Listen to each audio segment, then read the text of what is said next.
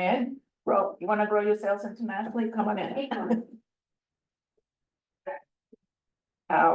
So I'm Pompeo Lambrecht. I'm the International Trade Specialist with the U.S. Commercial Service.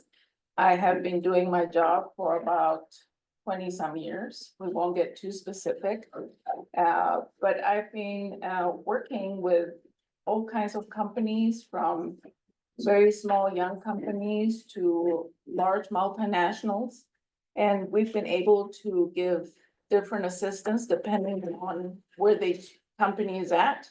It's a journey to grow internationally, and every single company has their own experience and where they're at depending, right? So somebody may just be trying to sell internationally for the very first time to their first overseas market. Or we can be working with a multinational company that is everywhere and may need some assistance in just certain areas of the world that may be causing challenges for them. I also just want to let you know that we will be having two other speakers that will be coming up here to share their resources. One of them is Leo. He's the regional director with the Export-Import Bank. And the other representatives that we have coming here today is the CEO for Microexact, Vladimir. He is a local company located in Redford. Small company, has been doing business internationally for many years, and he will share with you how he has experienced international sales and how we have been able to help him out, as well as other partners in the area that are here for you to grow internationally. So at this time, I would also like to thank everybody that was involved with Game Changer Week. I know I had talked to Lisa Garcia about Game Changer Week over a year ago. And we had thought this would be a good way for us to get to know the technologies in the area, the players, the vendors, and it has been a very nice program for us to participate in. And we hope to see you again next year.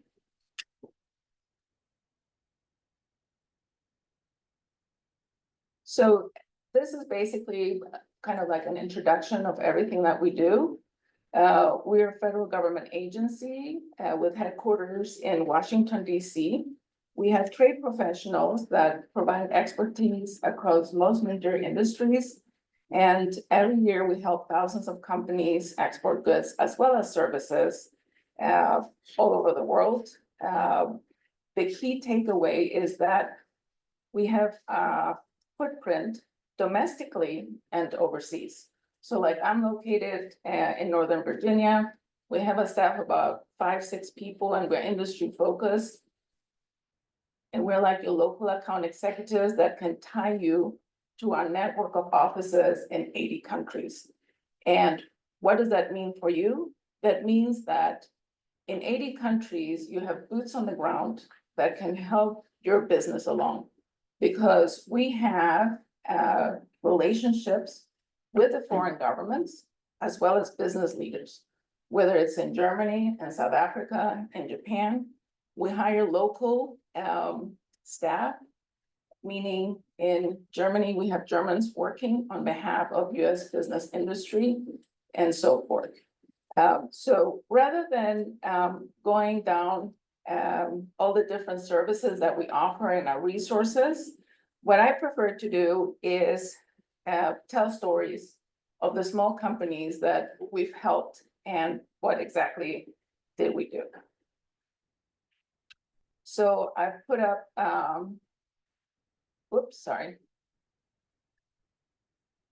few of the brands that we work with. And hold on.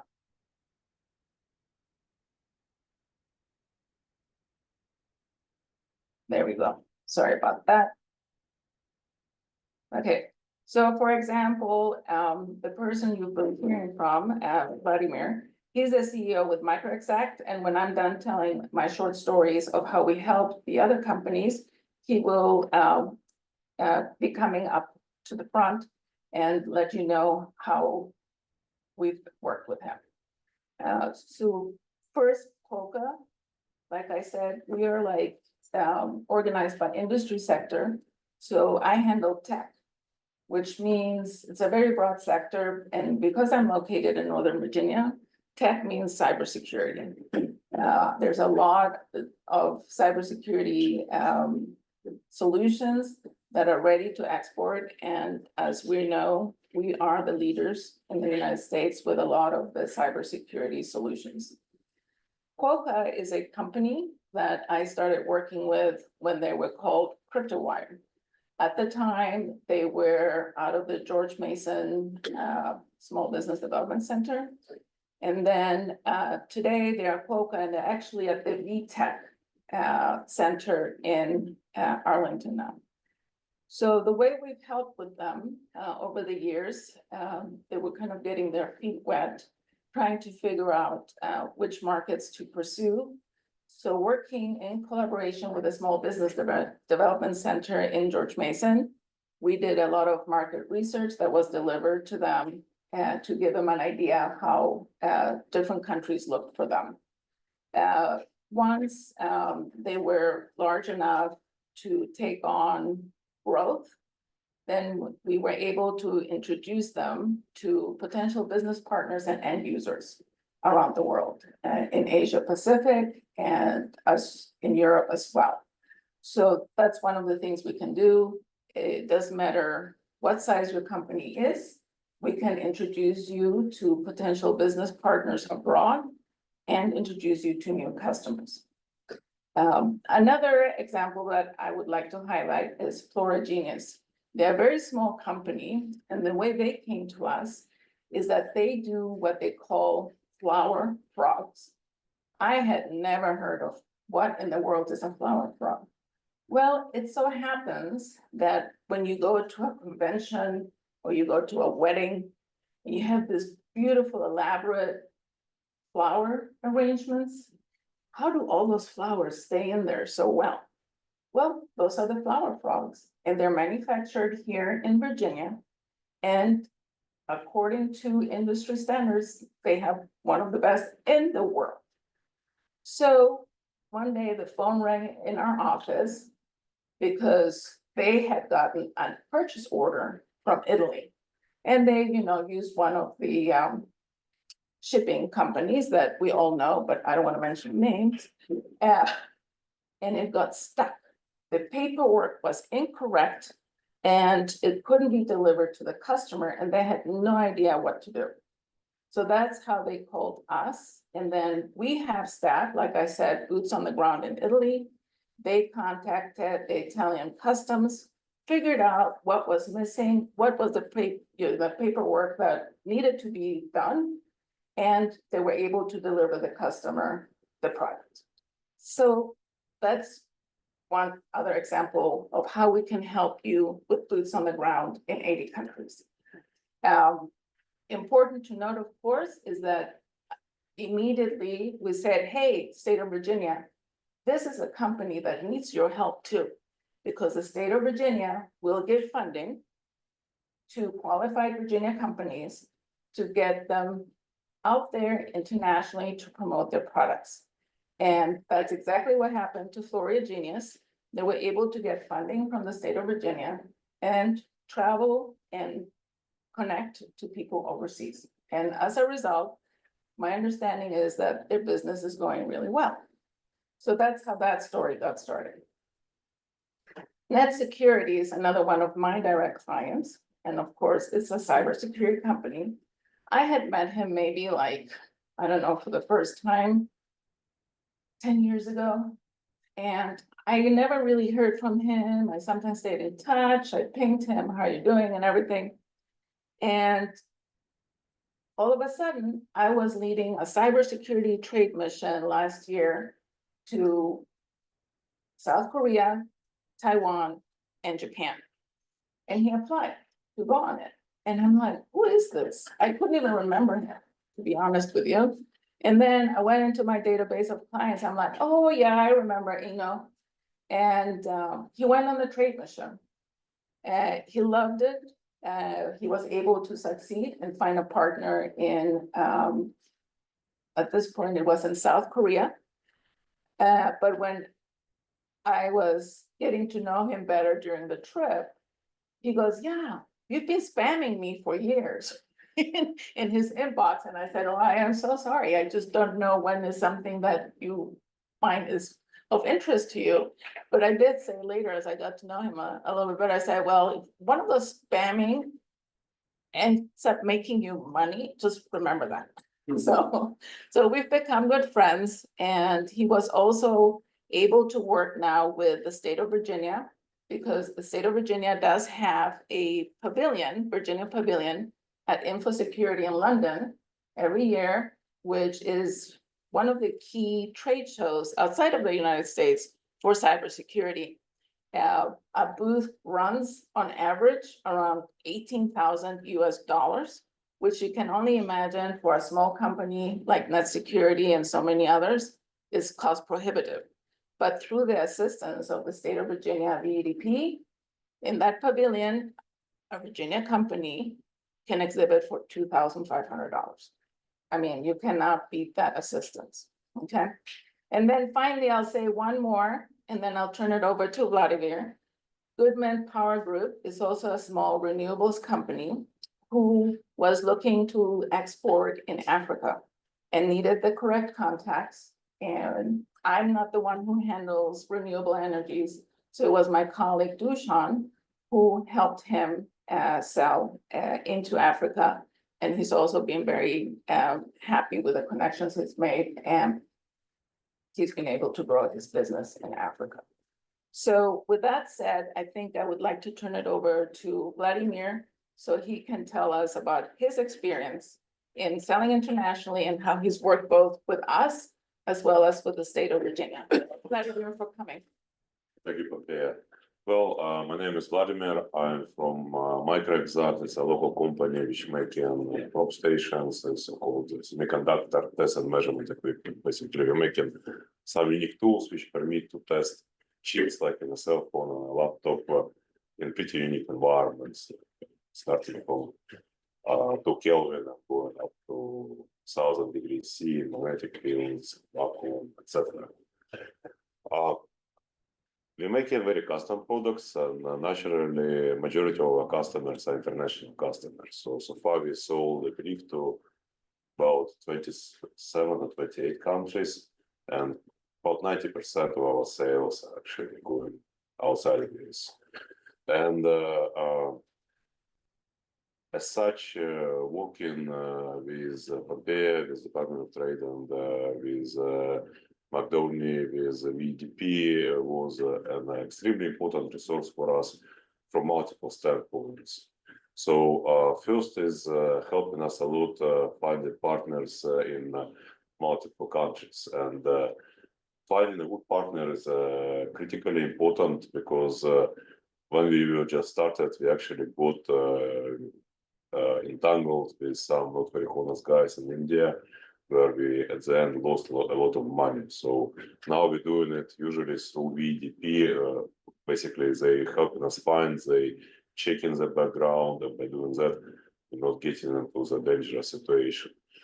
But that's not the only help, and the case that I want to discuss is how Popea helped us, for example, this year dealing with Canadian government. Basically, most of our clients, one way or another, related to the government. It's either a direct government laboratory, or it is some kind of a defense contractor funded by the government. So a lot of local government regulations are applied. So we had a National Research Council of Canada buying a system from us last year with a specified delivery time of about 5 months. With no prepay, it's basically payment upon delivery.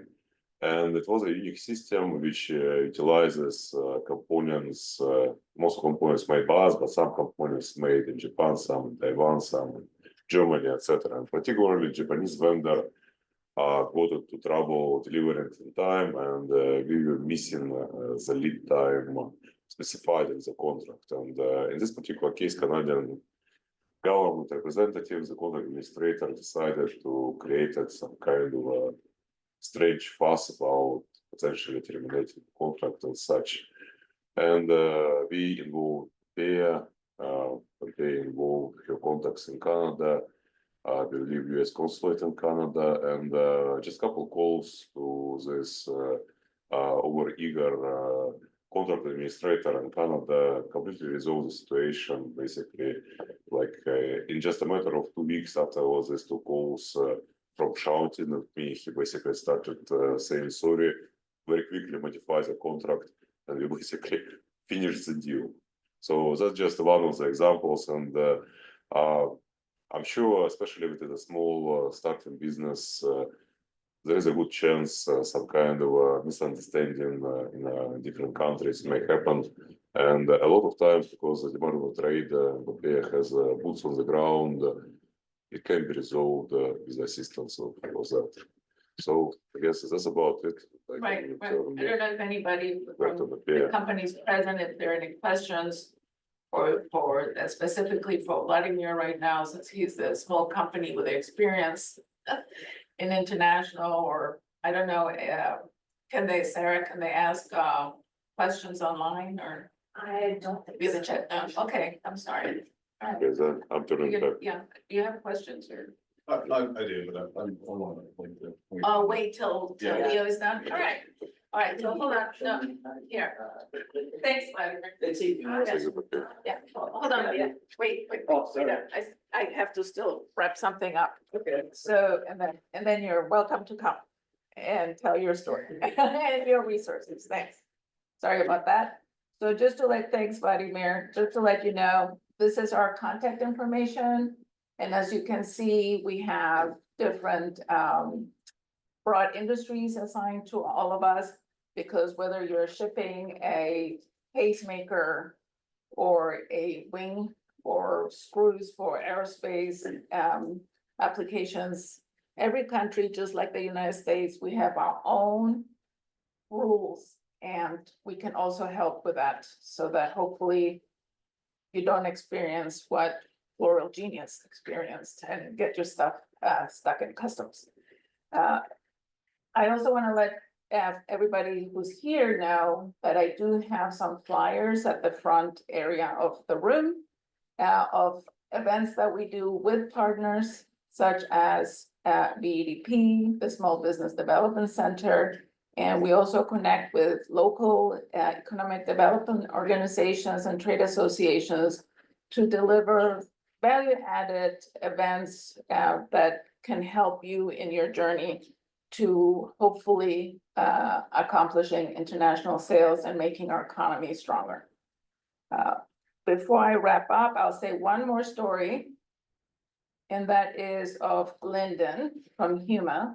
So part of my job was also in Phoenix, Arizona, out of that office. Let me see how much we're, and Lyndon, his company does organic fertilizers. And I worked with him before moving to Northern Virginia for about 10, 11 years. And his company, I watched it grow slowly, you know, first shipping to one country, then the next country, and so forth.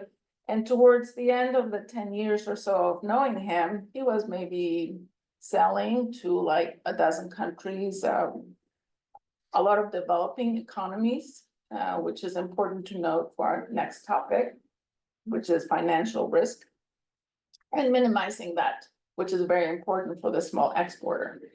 And I would go see Lyndon and I would tell him about the programs for export, import bank that are out there so that you as the US company don't take that risk of non-payment when doing business internationally. Because what I've seen happen in my years of doing business and assisting businesses internationally is that the US company will not take advantage of protecting themselves from the financial risk And what they do is they'll get the new customer and they'll say, okay, pay in advance. That way I don't take any risk. Well, that's great. And then after like 4 or 5 months of them always paying on time and everything's nice, then they're like, okay, I trust this buyer. They always pay me. We have the relationship. And so the US company starts letting it go and giving them terms and extending that due date for the payment and not covering their risk. So one time there was a contact company that had been selling to their buyer in, I think it was South Korea. And all of a sudden, the company was calling me saying, my gosh, they haven't paid us. They're like 9 months late and they haven't paid us. Help. So I contacted our office and so, well, wouldn't you know, the currency had depreciated against the dollar. So they did not have enough local currency to pay the American supplier. So that's something that Leo will address. But then with Linden, 10 years into it, so every time I went there, I said, hey, you're selling to this country, you're selling to that country. They're developing economies, they charge high interest rates for your buyers to borrow money to buy the stuff, you really should talk to Exim Bank.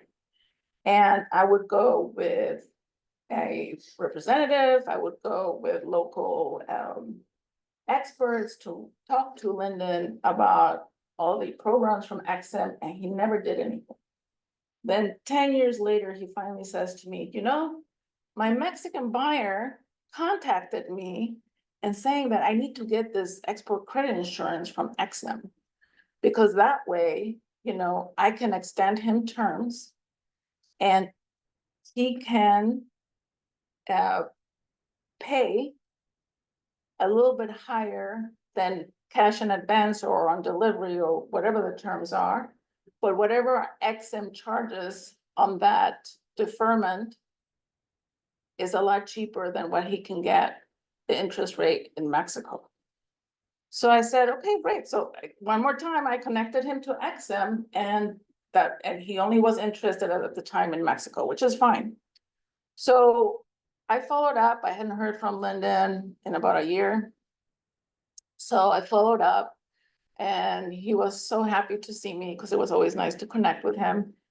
And I said, so how's business? How are you doing? And because I know he had been trying to move into a larger space. So the last time I connected, he was moving from a smaller location to a bigger location. And he goes, thanks to you, I'm doing great. Business sales are up. In fact, I'm having to keep the smaller place and move to the bigger space. And it's all thanks to you. And I'm like, oh, wow, great. I said, what did I do? Tell me. He looks at me, he goes, actually, no, it wasn't you. I'm like, what? Says it was the export credit insurance. Because once he's not taking the risk, he can extend terms. And then the buyers can buy more from him.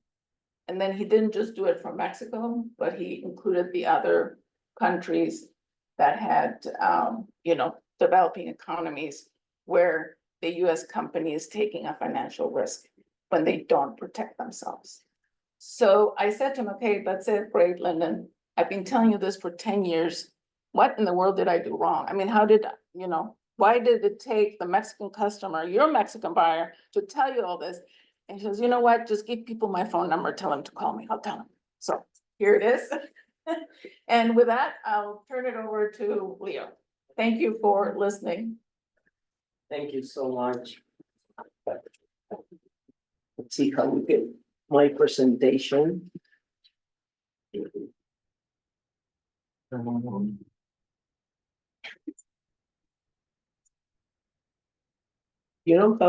Sarah, I'm not sure how she set it up. maybe you have to open it. Oh, it's right here, I think. full disclosure, I fractured my elbow and wrist this weekend. I'm a cyclist. I was racing. So basically, if I mess up the presentation, that's the reason why. Just wanted to, um, perfect, then you switch, you change with this one, okay. So my name is Leo Clavijo, and I work for the Export-Import Bank. I don't know how many of you know of the Export-Import Bank, but we're basically a government agency. You know, a lot of people say, okay, do you report to the Department of Commerce? No, we're an independent agency. Just to give you an idea, the Export-Import Bank started in 1934 under President Roosevelt.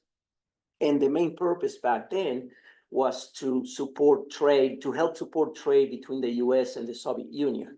Eventually, Exim took on many different roles, but in essence, we're still doing the same thing, which is to support US companies with the export activities by growing jobs in the US. So that's basically our main purpose. Also, I recently joined the government. I actually was on your side. I worked in manufacturing for 20 years. And the reason why I joined the Export-Import Bank is because the company that I used to work for, we used to use the resources of Exim basically to help us compete internationally and also create jobs here in America. So how do we help US companies, right? So we have what we call short-term products and then medium and long-term products, right? Pompeya mentioned one of them, which is export credit insurance. Basically, when you have, when you have a sale overseas and you want to protect your invoices against non-payment from the foreign buyer, what we do is basically insure the receivable, right? Then you say, okay, there are private sector companies that do that as well.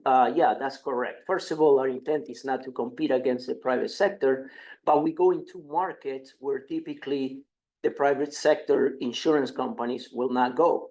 So that opens an opportunity to companies to, increase in sales in some of these markets, right? Basically, if you think about it, right, for every dollar of invoice, right, we cover either, if you don't get paid, you get 90 cents back or 95 cents, and it's relatively inexpensive, right? So that's a short-term product, right?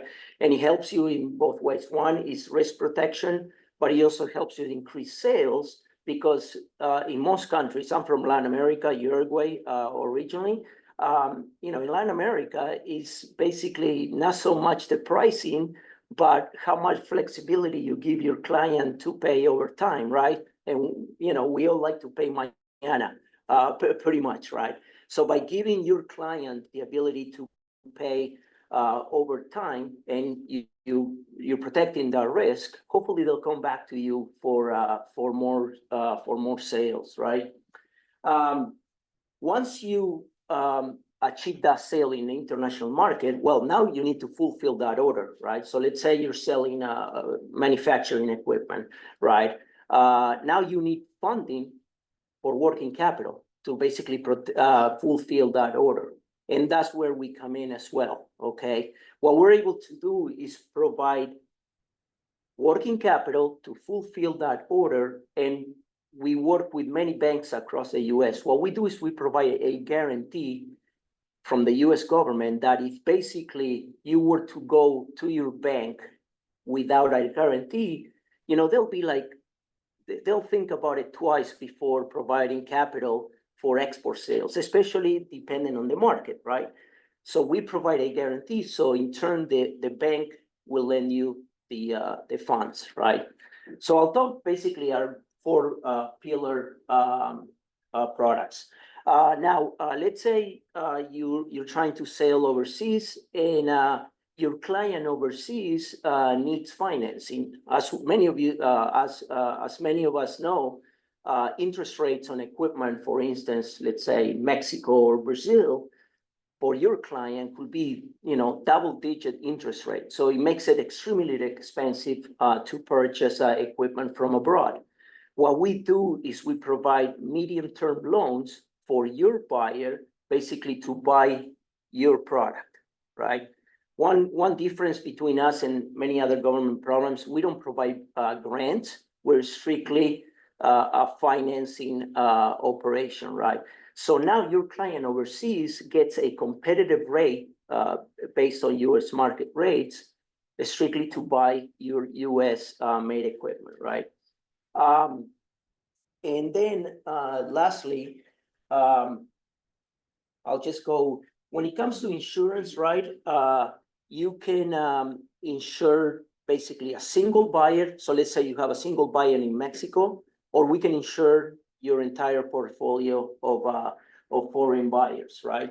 So that's an important distinction.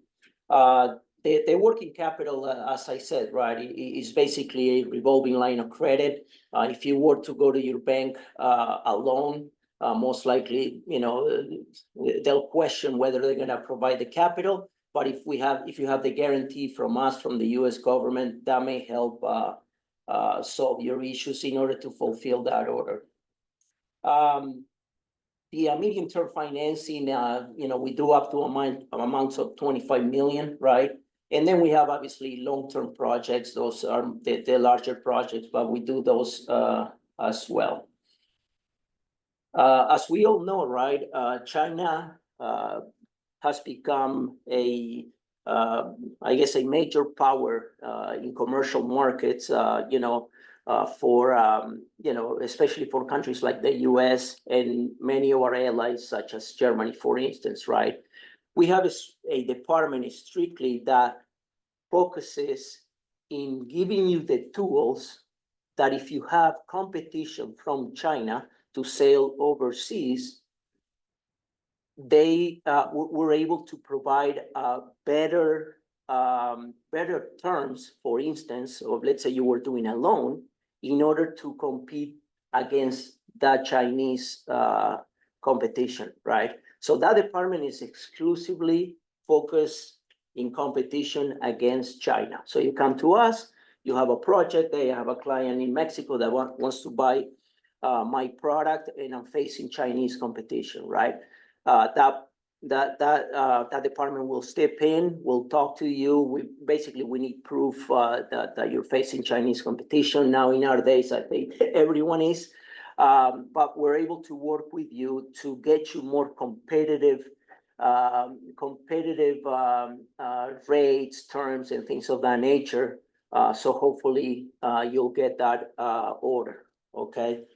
So that's you know, it's a small department, but it's a quite powerful department. Back in 2022, we came up. Remember, Exim Bank is tied to exports, right? So we do financing based on your export activity. So we developed this program that is practically for domestic financing, right?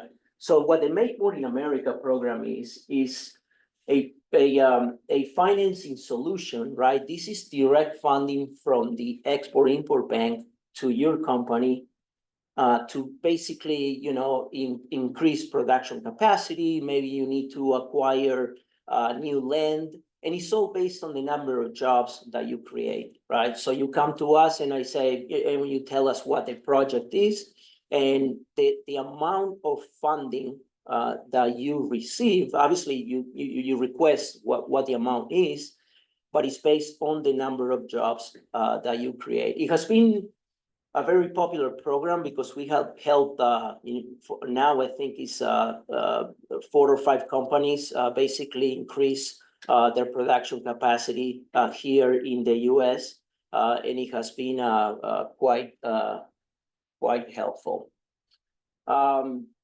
The program can be used, obviously, building new manufacturing facilities, expanding or renovating, or actually, you know, purchasing equipment that you need to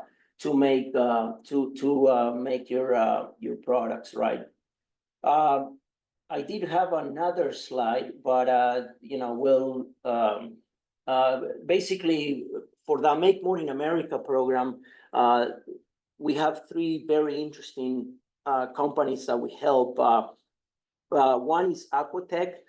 They develop water water solutions, and basically we helped them recently in order to expand their facility, right? Then there is Better Technologies, which is a startup company from Burlington, Vermont. And what they do is they make aircraft completely electric.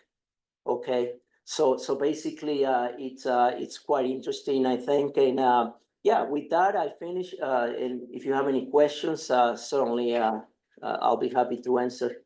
Thank you. Thank you. We're gonna go away because there could be some questions. All right. Well, thank you very much. Did you have questions? I do have Okay, questions. Go ahead, Vladimir, you wanna come? Yeah, for the two of you. So thanks, Gary. I didn't even know you guys existed. Well, no, thanks, Been helpful. game changer. Yeah. So can you talk to me, so what does the process really look like? So how do I get on your spam list? But if I wanted to contact you and kind of explain what it is that my company does, what's that process look like? But how long does it take for that to unfold? And how do we get the access to the market research that you described? Right, so the first step is, we are the federal government, unfortunately. That's the unfortunate side is that, we're very archaic. And we do require that you complete a form. Okay, So I would send that form forward to you, and basically in that form, you say, this is what I am, this is what we do. No need to replicate your website, right, but just very focused and, this is what we do. These are our objectives. Maybe if you know the countries you wanna go to, and if not, you just say, hey, I don't even know where to go. And then depending on the industry that you're in, you'll be assigned to one of us. And then depending on your immediate, step one, step two, wherever you're at in that journey, we can connect you to the Small Business Development Center, or we can work together with the state of Virginia. We also have other volunteer people that are very seasoned in one aspect of international trade. So for example, Lisa Garcia, who's local, I don't know if you know her, she's part of what we call the District Export Council. And that is private sector volunteers that are actually appointed by our Secretary of Commerce. So there is an application process. And then what they commit to, if they're appointed to be a District Export Council member, is that they, for free, volunteer their expertise in that area of, so we'll have lawyers, we'll have bankers, okay, we'll have, marketing and salespeople and so forth. And because the main thing for us, which I'm sorry, I'm not saying that, is that we definitely need to work with US companies that the products or service meet the 50% US. So that's also true for Exim Bank. And except with some variations, not because of competition with big, right, tech deals around the world in countering China competition. So, I mean, and then based on your immediate needs, then that's how we move forward. Okay. So, yeah.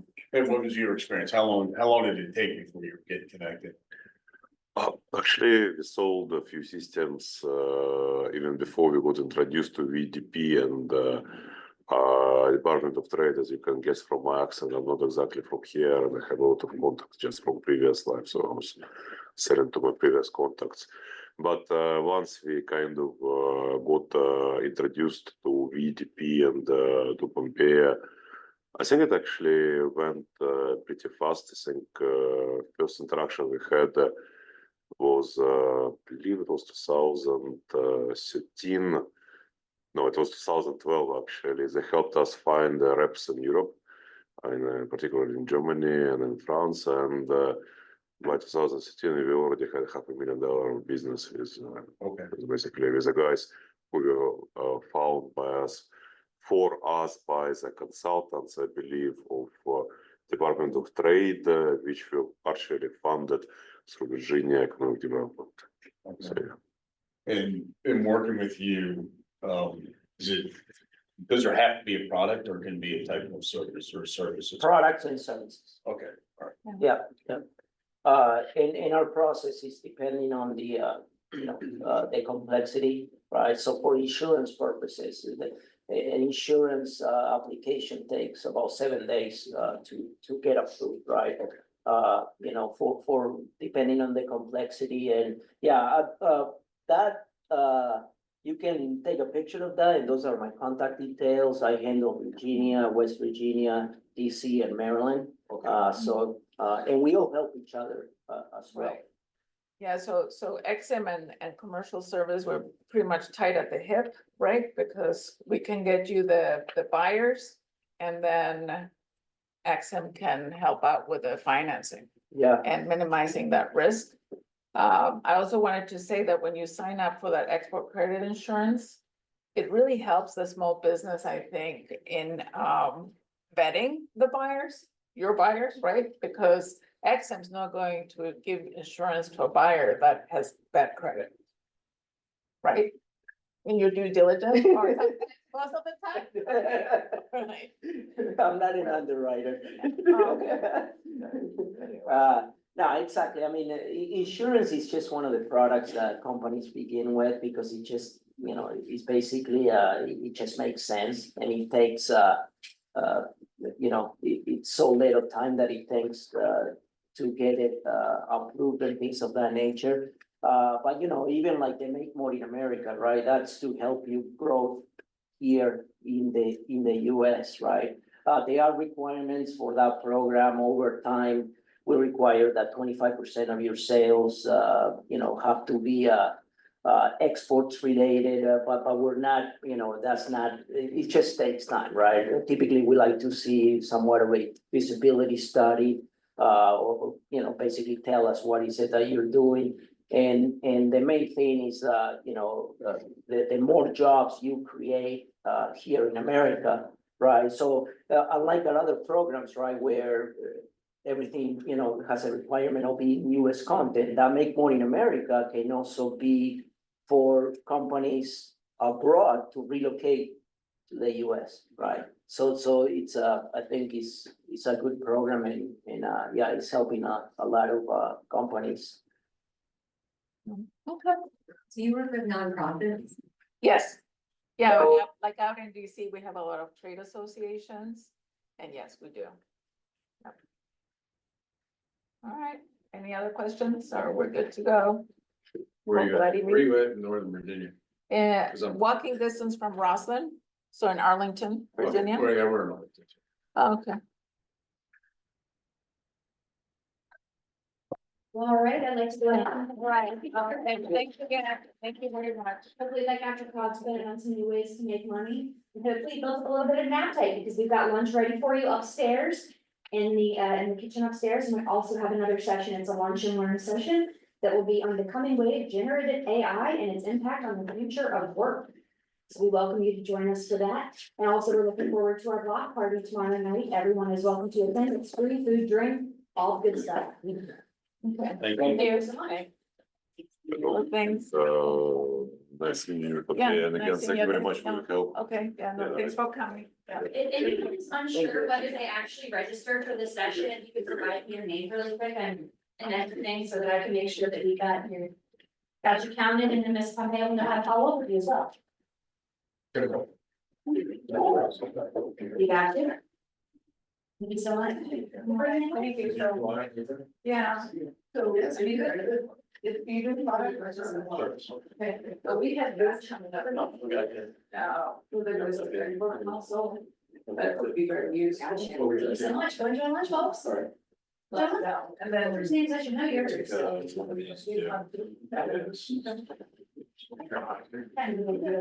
you. All right, yeah, be in touch. And we got you. Awesome. Thank you so much. Go up and grab lunch, folks, got sandwiches, drinks, all the good stuff.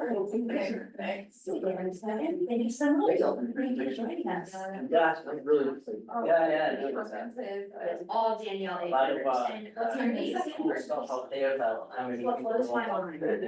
Work on site. I'm just learning more about the additional market. This is my first PhD trip, so 30. What do you guys do? And I was. Drone infrastructure. We're trying to support the continuous operation of drones. Such a bad. Oh, really? Oh, wow. Here. Yes. Yeah. So other companies have like a drone with something small. Yeah, so that would be. I told her. Yeah, I- At the end of the Would you meeting. be with her? Yeah, I would Oh, like to. okay. Actually, I was recommended coming listening to you. Oh, you're. You know? Oh, You know, you need an assistant. That's my name, right? That's right, thank you so much. Absolutely. Actually, Yeah. Okay, Tom Walker. we are. Yeah. Been in a- Yeah, for like. and we're trying to get him to talk, I'm president of the AUSI chapter, the Association for Vehicle Systems International, in this area. We're trying to get him to present other, That is something that the CRC could definitely. We have. Yeah, that's, The that's a code road that labs, which is also yeah. the co-working space, and they have. I mean, I think smaller working with us, offices. it's like, And because it's. It's a really hard work, you know, it takes a long time. Even like customers that I work with. So I think I would be potentially see that.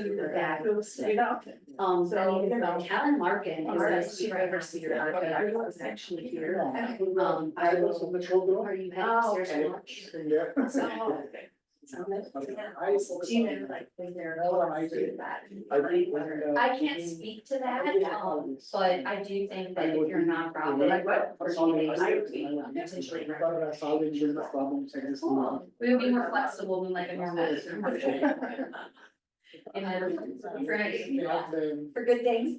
Awesome. And what's your name? Megan Graybill.